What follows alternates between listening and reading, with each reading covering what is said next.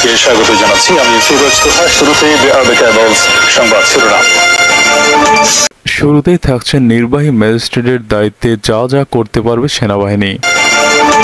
এছাড়াও থাকছে মানববন্ধনে জয় বাংলা স্লোগান, প্রতিবাদের মুখে ক্ষমা চাইলেন প্রধান শিক্ষক। আরও থাকছে 1 বছর আগে আত্মহত্যা করতে চেয়েছিলেন সমন্বয়ক হাসনাত। এছাড়াও থাকছে অরুণাচল সীমান্তের কাছে অত্যাধুনিক হেলিপোর্ট বানাচ্ছে চীন, চাপে ভারত। এবং সর্বশেষ জানিয়ে দিব, অবশেষে গোপন কক্ষ নিয়ে মুখ খুললেন মালা খান। বন্ধুরা, এতক্ষণ শুনছিলেন সংবাদ শিরোনাম, এবার থাকছে বিস্তারিত। আগামী 2 মাসের জন্য নির্বাহী ম্যাজিস্ট্রেটের ক্ষমতা পেয়েছেন বাংলাদেশ সেনাবাহিনীর কমিশনপ্রাপ্ত কর্মকর্তারা।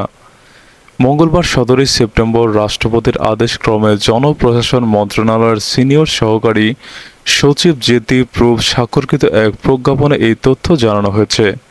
প্রজ্ঞাপন জারির তারিখ থেকে পরবর্তী 60 দিনের জন্য সেনা কর্মকর্তাদের এই ক্ষমতা দেওয়া হয়েছে। সেনাবাহিনীর নির্বাহী ম্যাজিস্ট্রেটের ক্ষমতাপ্রাপ্ত কর্মকর্তারা ফৌজদারি কার্যবিধির 1898 এর 64, 65, 83, 84, 86, 95, 100, 105, 107, 109, 110, 126, 127, 128, 130, 133 ও 142 ধারার অপরাধগুলো বিবেচনায় নিতে পারবেন বলে প্রজ্ঞাপনে জানানো হয়েছে।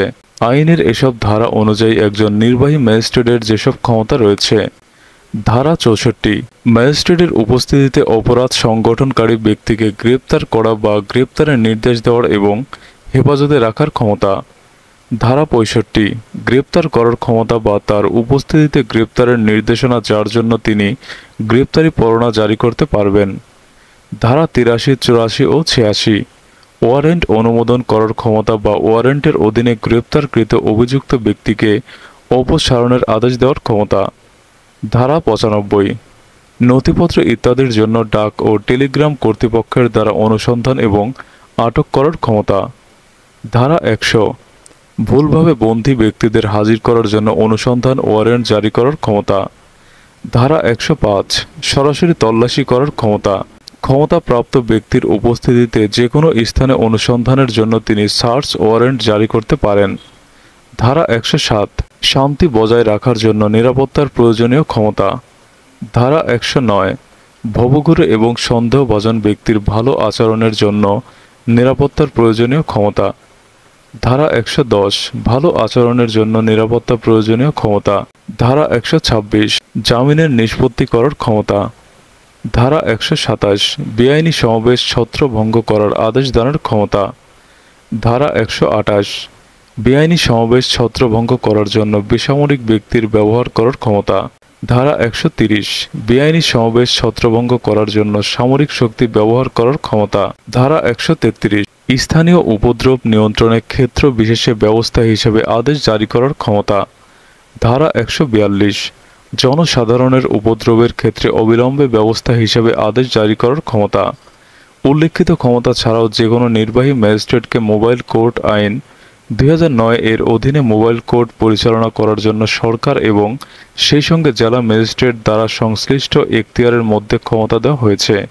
এই আইনের অধীনে নির্বাহী ম্যাজিস্ট্রেট তার উপস্থিতিতে সংঘটিত অপরাধ বা ঘটনাস্থলে তার বা তার সামনে উন্মোচিত হওয়া অপরাধগুলো বিবেচনায় নিতে পারবেন। অভিযুক্তের স্বীকারোক্তির পর ম্যাজিস্ট্রেট সংশ্লিষ্ট আইন অনুযায়ী অপরাধীকে সাজা দিতে পারেন, তবে কারাদণ্ডের ক্ষেত্রে তা 2 বছরের বেশি হবে না। ঢাকায় শিক্ষক লাঞ্ছিতের ঘটনায় রাজবাড়ীতে অনুষ্ঠিত মানববন্ধনে জয় বাংলা স্লোগান দিয়ে প্রতিবাদের মুখে ক্ষমা চাইলেন সরকারি বালিকা বিদ্যালয়ের এক প্রধান শিক্ষক। বুধবার দুপুরে রাজবাড়ী সরকারি মাধ্যমিক শিক্ষক পরিবারের ব্যানারে প্রেস ক্লাবের সামনে ঘণ্টাব্যাপী অনুষ্ঠিত মানববন্ধনে এই ঘটনা ঘটে। জয় বাংলা স্লোগান দেওয়ার পরপরই মানববন্ধনে থাকা বিদ্যালয়টির এক জ্যেষ্ঠ শিক্ষক এর প্রতিবাদ জানান। পরে অন্যান্যরা প্রতিবাদ করেন। প্রতিবাদের মুখে মানববন্ধন চলার সময় মাইকে ক্ষমা চেয়ে নেন বালিকা উচ্চ বিদ্যালয়টির প্রধান শিক্ষক অমরেশ চন্দ্র বিশ্বাস। বিদ্যালয়টির জ্যেষ্ঠ শিক্ষক জহুরুল ইসলাম বলেন, আমরা ঢাকায় শিক্ষক লাঞ্ছিতের প্রতিবাদে মানববন্ধন কর্মসূচি পালন করছি। এতে জেলার বিভিন্ন মাধ্যমিক বিদ্যালয়ের শিক্ষকরা ছিলেন। প্রধান শিক্ষক অমরেশ চন্দ্র বিশ্বাস তার বক্তব্যের শেষে জয় বাংলা স্লোগান দিয়েছেন। আমি প্রথমে এর প্রতিবাদ জানাই, পরে আমার সঙ্গে অন্য শিক্ষকরাও প্রতিবাদ জানান। তিনি বলেন, ছাত্র জনতার আন্দোলনে ফ্যাসিবাদ সরকারের পতন হয়েছে। শত শত ছাত্র জনতার রক্তের বিনিময়ে আমরা স্বাধীনতা পেয়েছি, কিন্তু প্রধান শিক্ষক অমরেশ চন্দ্র বিশ্বাস এখনও জয় বাংলা স্লোগান দেন কিভাবে? প্রধান শিক্ষক অমরেশ চন্দ্র বিশ্বাস বলেন, মানববন্ধন কর্মসূচিতে বক্তব্যের শেষে ভুলবশত জয় বাংলা বলে ফেলি, পরে ভুলের ক্ষমা চেয়ে নেই। এদিকে ঘণ্টাব্যাপী চলা মানববন্ধনে বক্তারা বলেন, মঙ্গলবার ঢাকায় শিক্ষা ভবনে সেসিস প্রকল্পের কর্মকর্তা কর্মচারীদের হাতে একাধিক শিক্ষক লাঞ্ছিতের ঘটনা ঘটেছে। শিক্ষকদের উপর হামলাকারীদের দ্রুত আইনের আওতায় এনে বিচারের দাবি জানান তারা। তা না হলে কঠোর আন্দোলনে যাওয়ার হুঁশিয়ারি দেওয়া হয়। চীনের সামরিক বাহিনী ভারতের অরুণাচল প্রদেশের প্রায় ৬০ কিলোমিটার ভেতরে ঢুকে পড়েছে বলে স্থানীয় গুঞ্জনের পর এবার আরেক খবর চাঞ্চল্য দেখা দিয়েছে ভারতে। এই অরুণাচল প্রদেশেরই স্পর্শকাতর অঞ্চলের কাছে অত্যাধুনিক সুবিধা সম্পন্ন হেলিপোর্ট বানাচ্ছে চীন। ভারতের সংবাদ মাধ্যম এনডিটিভির ভিডিও প্রতিবেদনে বলছে, অরুণাচলের স্পর্শকাতর ফিশটেলস অঞ্চলের কাছে নিয়ন্ত্রণ রেখার ২০ কিলোমিটার পূর্বে নির্মিত হচ্ছে নতুন এই হেলিপোর্ট।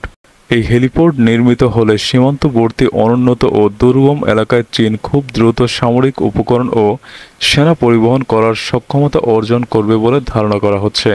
ভূস্থানিক গোয়েন্দা বিশ্লেষক ড্যানিয়েল সাইমন্স এক্স প্ল্যাটফর্মে চীনা হেলিপোর্ট নির্মাণের ছবি শেয়ার করেছেন।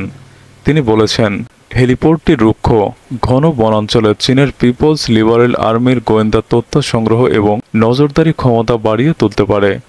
অঞ্চলটি ঐতিহাসিকভাবে সামরিক অভিযানের জন্য চ্যালেঞ্জময়। নতুন করে হেলিপোর্ট নির্মাণের ফলে প্রত্যন্ত অঞ্চলের সৈন্যদের গতিশীলতা এবং টহল দক্ষতা উল্লেখযোগ্যভাবে বাড়বে বলে আশা করা হচ্ছে। নির্মাণ কাজ পর্যবেক্ষণকারী সামরিক সূত্রের বরাতে ভারতের বিজনেস স্ট্যান্ডার্ড বলছে, হেলিপোর্টটি সামরিক ও বেসামরিক উভয় উদ্দেশ্যেই কাজ করবে। দ্রুত সেনা মোতায়েন এবং প্রকৃত নিয়ন্ত্রণ রেখা বরাবর চীনের প্রতিরক্ষা ও আক্রমণাত্মক সক্ষমতা বাড়াবে। এই হেলিপোর্ট তাদের প্রতিক্রিয়া ক্ষমতা জোরদার করবে। যে কোনো জরুরি পরিস্থিতিতে দ্রুত সেনা মোতায়েন করতে সক্ষম হবে চীন। ১ বছর আগে আত্মহত্যা করতে চেয়েছিলেন বলে জানিয়েছেন বৈষম্য বিরোধী ছাত্র আন্দোলনের অন্যতম সমন্বয়ক হাসনাত আবদুল্লাহ। বুধবার ১৮ সেপ্টেম্বর সমন্বয়ক হাসনাত আবদুল্লাহ তার ভেরিফাইড ফেসবুক প্রোফাইল থেকে করা এক পোস্টে এসব কথা বলেন। পোস্টটিতে তিনি বলেন, কাছে আসার রঙিন দিনেরা ক্রমাগত দূরে যাওয়ার ধূসর বিবর্ণ গল্পে পরিণত হওয়ার জীবন থেকে মৃত্যুই পরম কাঙ্ক্ষিত বলে মনে হয়েছিল তার। আমি যে কোনো সময় আত্মহত্যা করতে পারি, ঠিক যতগুলো কারণে আমার বন্ধু মজনু গতকাল SM বলে আত্মহত্যা করেছে। আত্মহত্যা করার জন্য আমার কাছেও ঠিক ততগুলো কারণ রয়েছে। উদ্যম তারুণ্য পেরোনো প্রান্তিক বয়সে এসে সেন্ট্রাল লাইব্রেরির নির্জনতায় বসে মাঝে মাঝে আমি ভাবি, আমি এখন পরিচয়হীন বেকার। আমি না ছাত্র, আমি না পেশাজীবী, না কারো দায়িত্ব নেওয়ার যোগ্যতা আমার এখন হয়েছে, না আমার দায়িত্ব নিতে সমাজের আর আগ্রহ রয়েছে। অর্থাভাবে ভীষণভাবে জর্জরিত, আত্মবিশ্বাসে ভয়াবহ তলানিতে, মানসিকভাবেও ভীষণ বিপর্যস্ত। কাটছাট করে এই দুর্মূল্যের বাজারে ৭০ টাকায় সারাদিন পার করতে হয়। করা হয়েছে বলে ক্যান্টিন বয় যখন গরু দিতে চায়, টাকা বাঁচাতে শুষ্ক হাসি দিয়ে ডায়েটে থাকার অজুহাতে সবজি নিয়ে আসতে হয়। লজ্জা শরমের মাথাকে মাঝে মাঝে মাছ কিংবা মাংসের একটু ঝোলের জন্য ক্যান্টিন বয়কে বলতে গিয়েও থেমে যায়। ডিম আলু ডাল জীবনের সঙ্গে ওতপ্রোতভাবে জড়িয়ে গেছে। বর্তমান বাজার দরে এগুলো এখন সাধ্যের বাইরে। দেশের রাজনৈতিক পরিস্থিতি তো বলার অপেক্ষা রাখে না, কখন কি হয় কিছুই বলা যায় না। চলমান পরিস্থিতির দিকে তাকিয়ে ক্রমশ হতাশার নিঃশ্বাস ফেলতে হয়।